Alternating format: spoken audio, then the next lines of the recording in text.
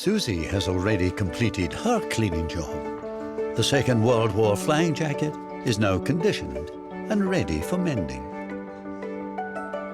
When you are sewing two pieces of hide together like this, you literally just want to butt the two pieces together like this. You don't want to create a proud seam. So this Z or zigzag stitch is a strong stitch that draws the two hides together. It's a very satisfying way to repair jackets, and you see the end result where it's pretty much invisible where the damage was. It's just going to take me a little while to get there.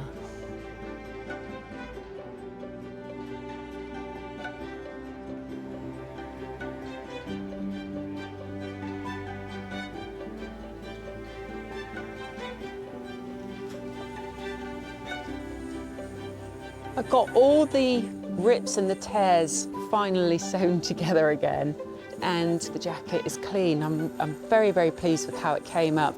I'm now going to focus my attention on the shoulder area. These jackets take a lot of stress because of the very weight of the hide itself, and the panels are beginning to break apart.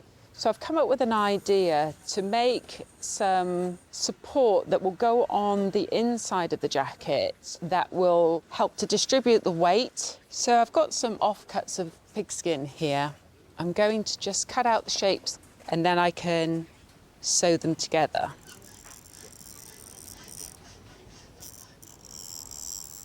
This little chalk wheel is so handy. It just leaves a little trail of chalk, and that will be able to be brushed off once I've finished.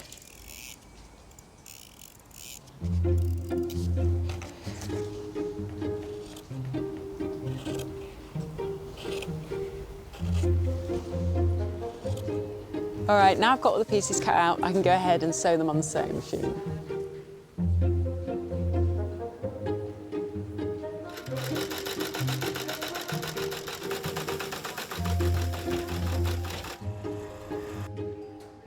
Now I've got the pieces of leather sewn together and stained to match the exterior of the jacket. I'm now getting ready to position this on the inside of the coat to support this whole shoulder area.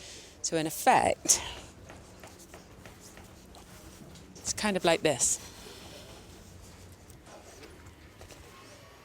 So I just need to sew all the way along to get this in position properly.